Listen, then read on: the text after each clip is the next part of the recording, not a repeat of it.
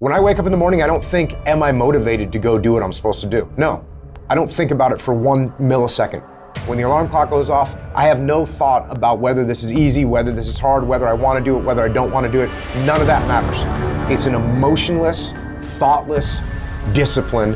When the alarm clock goes off, you get up, you get out of bed, and you go do what you're supposed to do. I don't care how it feels. I don't care if it's easy or hard. It doesn't even matter to me. It's just a reaction, it's a discipline, and it's life. And that's the way I choose to live my life. It is not what you perceive about me. It's what I perceive about me.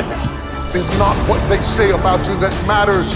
It is what you say about you that threatens your destiny. You will never be defeated by what they say about you. You will be defeated by what you say about you. The difference between successful people and non-successful people is here. You have to change this. So if you're at a place in your life and you ain't happy with it, you have to change some things. But you have to make a conscientious decision that you're going to change. And it's not dependent on anybody else. It don't matter what your mama think. It don't matter what your coworkers think. It don't matter what your siblings think. It don't matter what your children think. It don't matter. They have nothing to do with it. This decision is yours and yours alone.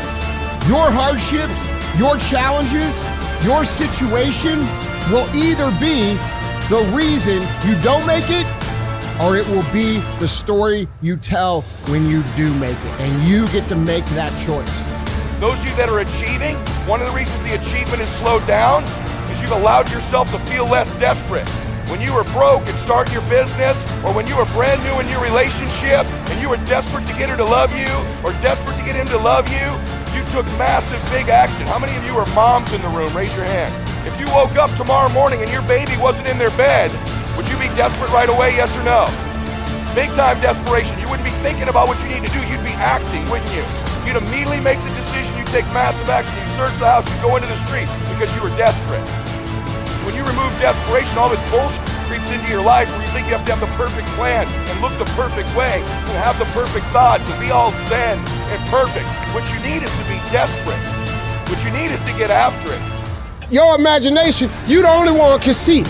You're the only one can see it. The problem with your imagination, though, is you tell it to the wrong people. How many times have you had this really incredible idea and you took it to your family and your friends? You shared it with them and they shot it down. You know why they shot it down? Because they couldn't see it. See, all this stuff you've been imagining, you ought to start working on it. Your real life is in your imagination. Dust off your imagination and just go for it. You got to try. Quit waking up thinking you ain't got no say-so in your life. You have a choice in this matter. You can't stop what happened to you, but you can doggone sure do something about what happened to you. Life is 10% what happened to you, is 90% what you do about it. I don't care if you have to inch your way day by day.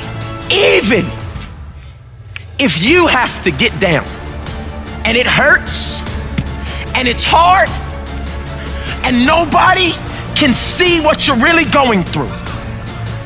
If you don't quit. If you want to know something about yourself, sit on your bed one night and say, what's one thing I'm doing wrong, that I know I'm doing wrong, that I could fix, that I would fix? You meditate on that, you'll get an answer. And it won't be one you want, but it'll be the necessary one. Everything that's happening to you is God is processing. Every difficult moment you're having, He's just processing you. That's all He's doing. Everything you're going through is preparing you for what you ask God for. And if you need to be tough when you get to where you're going, then He gonna toughen you.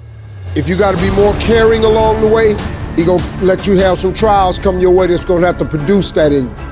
If you want to begin to move, you've got to clear your mind of all the unnecessary luggage and baggage that's weighing us down. You're going to have people to do things to you. Things are going to happen to you. And the most important thing to do is to harness your will and let it go and move so you can grow, so you can get on with your life. It doesn't matter about what happens to you. What matters is, what are you going to do about it?